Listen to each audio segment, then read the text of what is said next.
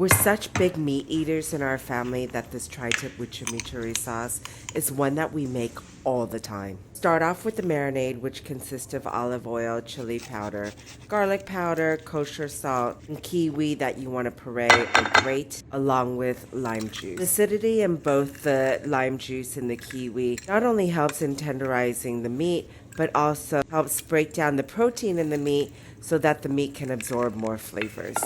So in this recipe, I use 3 pounds of tri-tip, which you'll get 5 servings in this. And then ideally, you want to marinate this overnight or at least for a minimum of 4 hours. What I usually like to do is I like to marinate this in the morning and then prepare it for dinner in the evening. Anytime I am searing meat, I always like to use a cast iron pan. And when you remove the meat from the refrigerator, you want to make sure that you bring it to room temperature, which usually takes around an hour. So on medium-high heat, you want to sear it for 3 minutes on each side untouched, but you want to make sure that you sear it with the fat side down first. And sear all sides until they're nice and brown.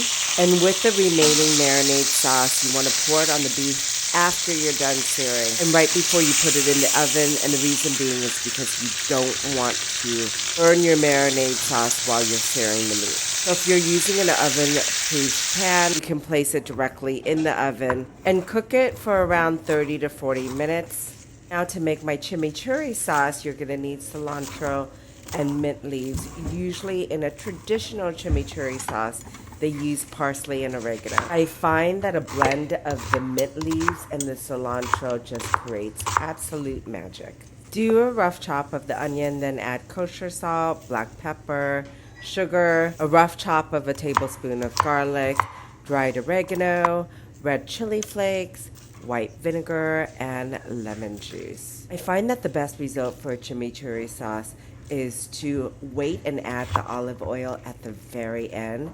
So what you want to do is you're going to want to puree and chop up all of your vegetables minus the olive oil, and then once they're all nicely, then you want to add it to a bowl and then add olive oil. Depending on how you like your chimichurri, you can add a lot more olive oil than what's in my recipe. I find that the best way to get the perfect temperature that you want in your meat is to use the meat thermometer. So in our family, we like eating our beef medium, which is a perfect pink in the center, but not bloody. So what I do is with the meat thermometer, I have it at 135 degrees. And then let it rest for at least 10 minutes. Temperature will increase by 5 to 10 degrees while resting. Hope you guys incorporate this in your weekly meal.